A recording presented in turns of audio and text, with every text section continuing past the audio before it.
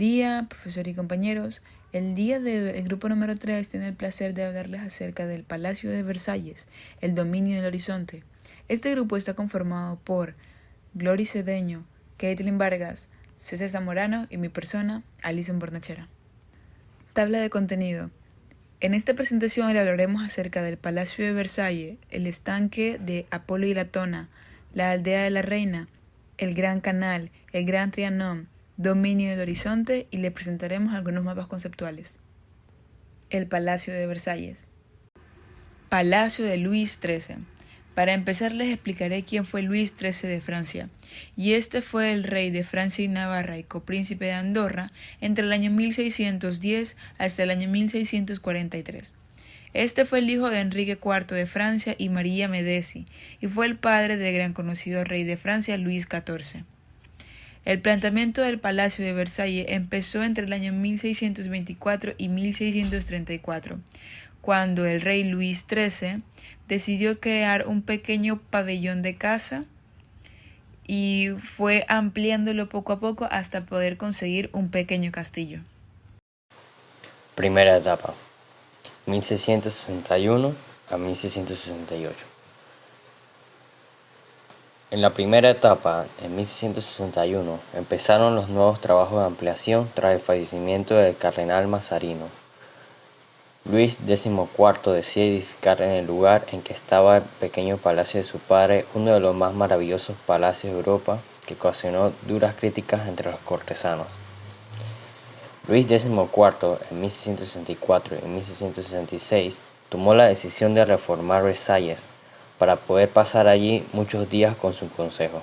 Decidió conservar el palacio edificado por Luis XIII, más por razones financieras que sentimentales. Luis le Vau triplicó la superficie del palacio, que fue decorado con mucho lujo, retomando el tema del sol, omnipresente en Versalles. Los jardines fueron ampliados y adornados en esculturas. En 1665 se instalaron las primeras estatuas en el jardín y se construyó la famosa Gruta de Tetis. El primer invernadero, el zoológico y la Gruta de Tetis no resistieron la prueba del paso del tiempo. Solo el grupo de Apolo y las ninfas y los caballos del sol. En 1667 se excavó el estanque del Gran Canal. Le Notre diseñó la ampliación del ala central y se hizo cargo de los jardines y las viviendas exteriores. Colaboró con Francine, hijo de un ingeniero italiano, para la construcción y las instalaciones hidráulicas. En 1668 se celebró la 10ª fiesta el 18 de julio, en la que se dio a conocer el nombre de Versalles.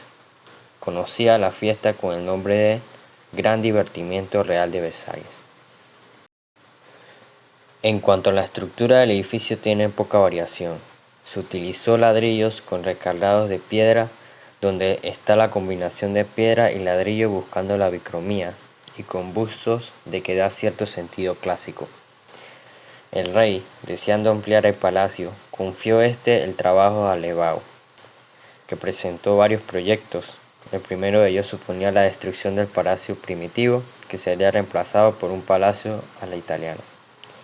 En el segundo proyecto se planteaba la ampliación del palacio por la parte del jardín, revestido de piedra. Siguiendo los consejos de Colbert, el rey optó por este segundo proyecto. Una vez que se hace el antepatio, se forma una plataforma más elevada oval, un poco inclinada, que facilita el acceso haciéndolo un aspecto barroco. Hay que mencionar las casas de las fieras en la imagen de la izquierda, que está a las afueras. Era un conjunto formado por un núcleo con un edificio de planta octagonal, de modo que el cuerpo inferior estaba formado una especie de gruta por dentro y por fuera un espacio trapezoidal donde se encontraba la fiera. Actualmente no se encuentra, pero sí podemos encontrar lo que es la Gruta de Tetis, que en un principio era un depósito de agua cuya estructura tendría 2 naves y la entrada tendría una forma de 3 aros. En la parte superior tendría un entablamiento con forma de aljibe y la decoración era sorprendente, pues era un espacio oscuro con humedad con conchas incrustadas en las paredes y un órgano que imitaba el gorgoteo de pájaros. Vamos a hablar un poco más acerca de la segunda etapa, la segunda ampliación. Podemos saber que esto se produce entre el año 1668 al 1678. Esta ampliación es muy rápida, ya que Luis XIV pretende trasladar definitivamente la corte a Versalles. Añaden las dos alas laterales para dar prioridad visual al jardín, realizado por André Lenotre. La fachada que da al jardín está construida siguiendo un modelo italiano. El primer piso de sillares almohadillados, un segundo piso noble de doble altura con crujías retranqueadas, jugando con entrantes y salientes y alterando columnas y pilastras. Y por último, hay un tercer piso que sería el ático, rematado por una serie de figuras escultóricas como jarrones y trofeos, que casi que en sí no dejan ver bien la caída de la cubierta, la cual no es muy inclinada, pero dicen que en sí llegaron a vivir en este lugar hasta 20,000 personas. Cuando el monarca decide hacer de Versalles la residencia de la corte, se escogió de nuevo a Le Bau como arquitecto. Y como podemos ver, se diseñó una envoltura en forma de larga U, de una manera simétrica. El gran apartamento del rey al norte y de la reina, y al sur dejando el primitivo palacio como núcleo del nuevo edificio. Aquí en la otra figura podemos ver el llamado cour de marbre, que vemos que las fachadas se decoran con columnas de mármol, con balcones de hierro forjado y dorado, con bustos sobre las balaustradas, los techos de ornamentos y el patio de mármol con losa de colores blanco y negro. Esto se convierte en el núcleo del edificio, agrupándose a su alrededor los aposentos reales. Y por último, podemos ver que del lado de la ciudad del edificio se elevó un poco y se unió al palacio de Luis XIII a través de pabellones para formar el patio real cerrado por una reja dorada y que fue modelo de muchos patios de honor en Europa. La tercera ampliación va de 1678 a 1715. Aquí podemos ver los planos de ampliación desde el Palacio de Luis XIII hasta la tercera ampliación, que es el tema que me corresponde hoy, el cual está representado en azul. Aquí en esta imagen podemos decir que esta ampliación arrasa con todo, sin tocar el antiguo edificio, se va levantando uno nuevo. Se hacen las dos alas laterales, la galería de espejos, la capilla y el teatro. Se dispone la fachada hacia los jardines, pero esta fachada da a la sala de espejos que crea una terraza que mira hacia el oeste, y cuando se pone el sol, la corte presencia la puesta de sol, introduciéndolos a la naturaleza. Tiende la horizontalidad y esa horizontalidad da sensación de mayor extensión.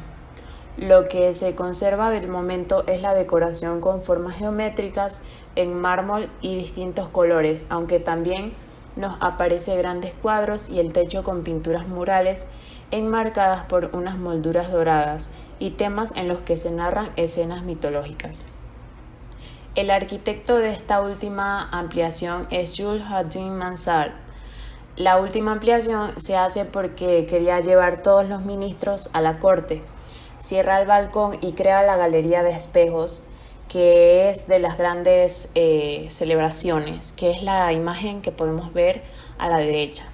La galería de espejos era un antiguo balcón y en donde vamos a ver el esplendor del barroco. En la bóveda se relatan los hechos más importantes del reinado de Luis XIX. En la pared del jardín se colocan más espejos en correspondencia con las ventanas para que cuando se ponga el sol, este se refleje. Decoración con pilastras de mármol que marcan un lujo de la sala que se complementaba con los muebles de plata. A uno y otro lado del salón se instalaron el Salón de la Paz y el Salón de la Guerra, que mostraba que el rey daba gloria al pueblo con la paz y la prosperidad. El autor de la decoración fue Charles Le Bon, con paredes de mármol o seda, como ocurre en la antecámara de la reina, que es la imagen inferior izquierda, donde también encontramos grandes tapices y alfombras. El Salón de Hércules es un salón representativo porque nos enseña las pilastras de mármol con la decoración en dorado y techo pintado típico del siglo XVII, que es la fotografía central que encontramos en esta diapositiva. Sin embargo, en el Salón del Ojo del Buey nos lleva al siglo XVIII, porque las paredes son de colores claros, con festones, decoración menuda, pintura de pequeño tamaño y se mantiene la importancia de los espejos. Aunque haya una decoración en oro, vemos que los órdenes son más pequeños. Ya no podemos hablar de pilastras, por ejemplo. Y bueno, estoy hablando del Salón del Ojo de Buey, que es la imagen a la derecha superior. Proseguimos con el dormitorio de Luis XIV, que está al final del patio de mármol. Es una habitación grande, con el techo blanco y las paredes en dorado.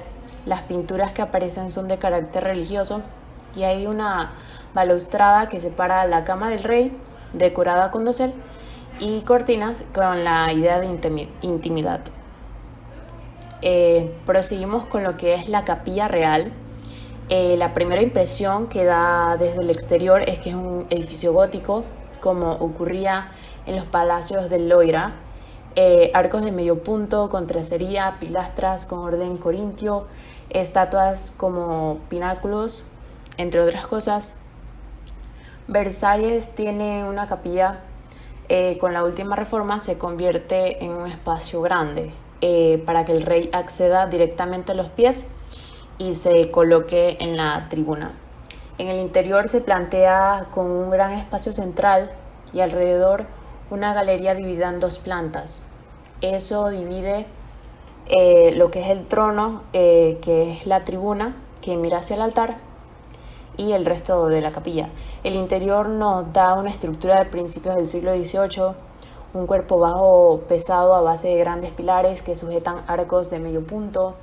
En el cuerpo alto nos encontramos con ligereza, con columnas de orden corintio que sujetaban un entablamento, lo que da mayor sensación de espacio. Para sostener la cúpula hay una bóveda de lunetas donde hay pinturas de trampantojo, lo que no es muy frecuente, y donde se mezcla la arquitectura real con la ficticia. Por último, podemos ver la restauración de la capilla para que nos hagamos una idea de lo grandioso que era. Estanque de Apolo y estanque de Latona. Ubicación de ambos estanques. Estanque de Apolo. El estanque de Apolo es un estanque artificial situado en el jardín del Palacio de Versalles, que coge su nombre gracias al dios de la mitología griega, Apolo. Está ubicado sobre el eje central del parque, delante del Gran Canal. El jardín del palacio, diseñado por André Notre, se construyó para ilustrar el mito de Apolo, al que se representaba con el sol, de la misma forma que al rey Luis XIV. Por lo tanto, la escultura central del estanque de Apolo es una parte crucial del jardín. El carro del sol. La obra central del estanque fue realizado entre 1668 y 1671 en plomo dorado por Jean-Baptiste Touy, siguiendo el diseño de Le Brun. El carro de Apolo emerge del agua tirado por 4 caballos. El escultor añadió a sus pies a Faetón, caído del carro y casi hundiéndose en el estanque, tritones que tocaban a caracola y ballenas. La escultura se fabricó en fábrica de los Gobelinos de París y después fue trasladada a Versalles en 1670. Estanque Latona. La historia del estanque de Latona se remonta a antes de Luis XIV, más exactamente al reinado de Luis XIII, cuando este último mandó a excavar un estanque de forma oval en el jardín de su pequeño pabellón de casa. Luis XIV convirtió aquel estanque oval en el estanque que hoy conocemos como Latona. Aldea de la Reina. La aldea de la Reina está ubicada a pocos cientos metros del palacio. La aldea de la Reina fue construida para María Antonieta a finales del siglo XVIII. Siguiendo el diseño de Le Brun. El carro de Apolo emerge del agua tirado por 4 caballos. El escultor añadió a sus pies a Faetón, caído del carro y casi hundiéndose en el estanque, tritones que tocaban a caracola y ballenas. La escultura se fabricó en fábrica de los Gobelinos de París y después fue trasladada a Versalles en 1670. Estanque Latona. La historia del estanque de Latona se remonta a antes de Luis XIV, cuando este último mandó a excavar un estanque de forma oval en el jardín de su pequeño pabellón de casa. Luis XIV convirtió aquel estanque oval en el estanque que hoy conocemos como Latona. En esta aldea idealizada, la soberana podía disfrutar de los placeres de la vida campestre, lejos de restricciones de la corte. Las costumbres demasiado codificadas de la corte aburrían a María Antonieta.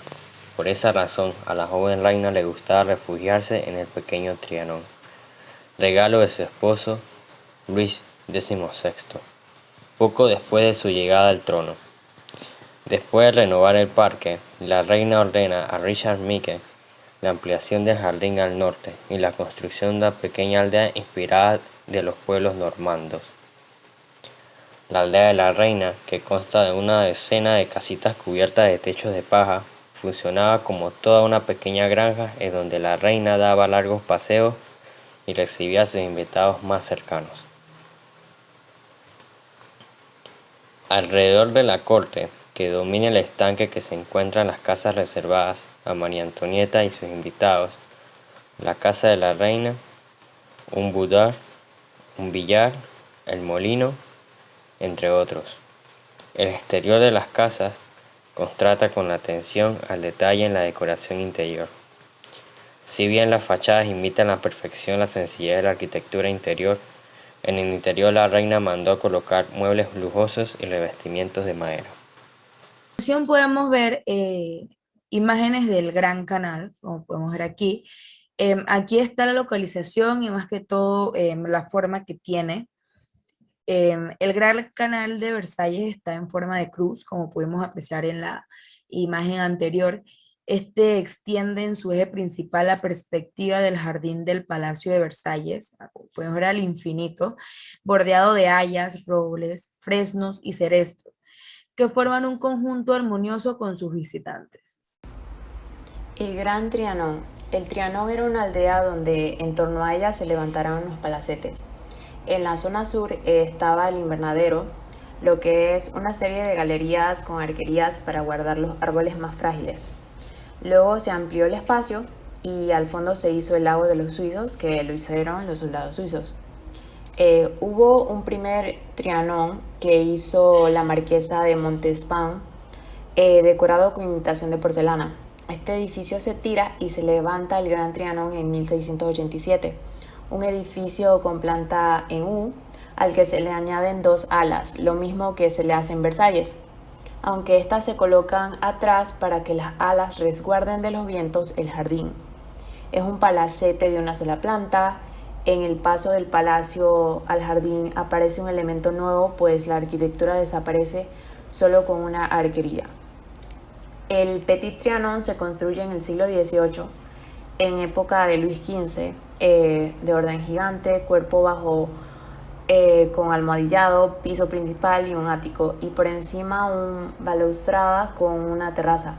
Este edificio nos anuncia el neoclasicismo.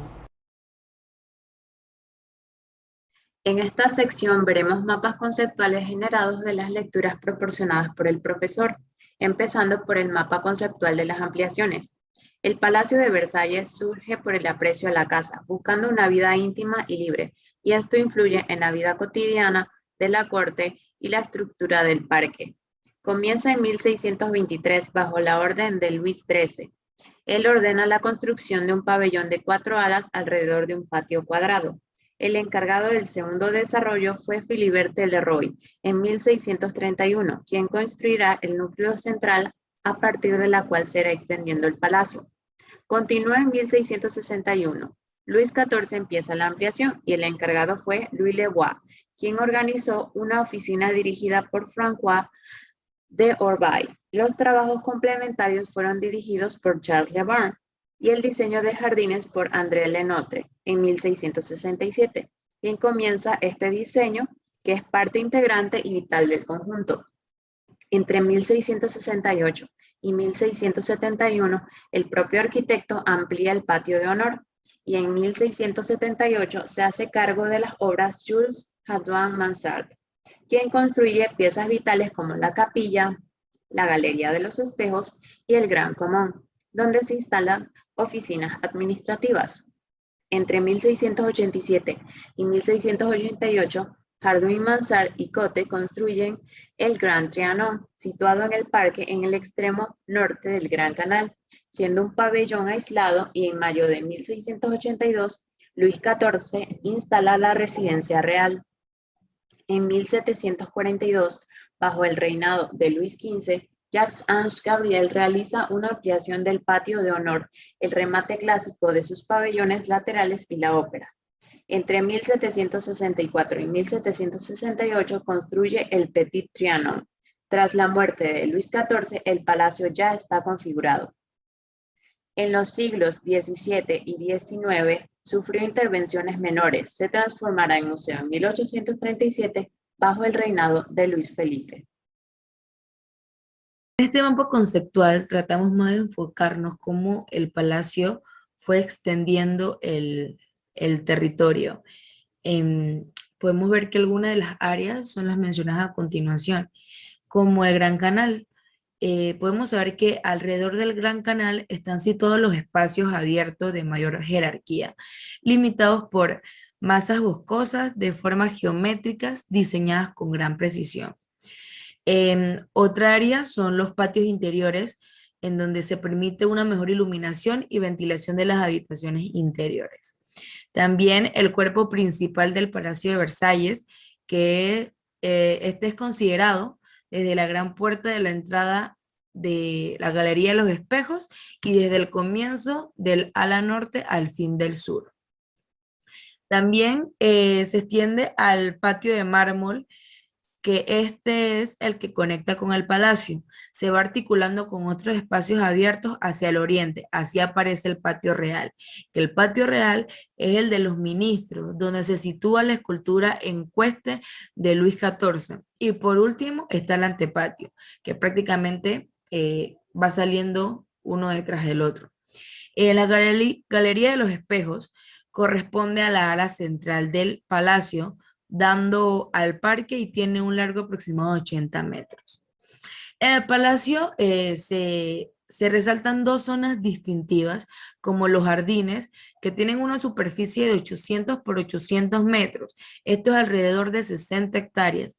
Y también están en otra de las zonas los parques, que se extienden en una superficie aproximadamente alrededor de 3 por 3 kilómetros.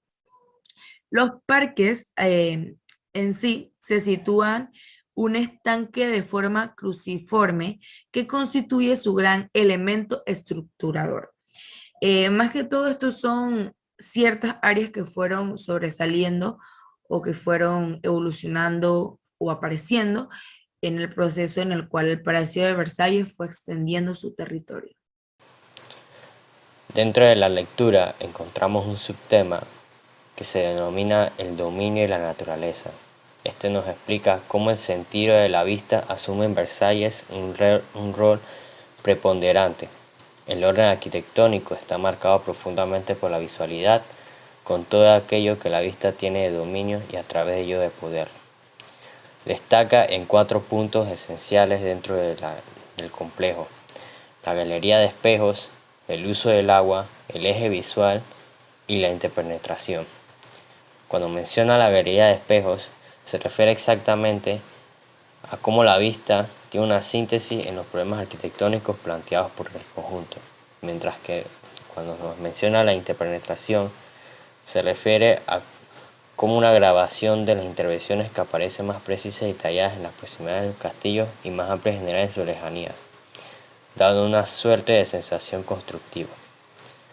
El agua tiene un rol fundamental en el conjunto, donde encontramos fuentes pequeñas, el Gran Canal y lagos estanques como el que se encuentra en la aldea de la Reina.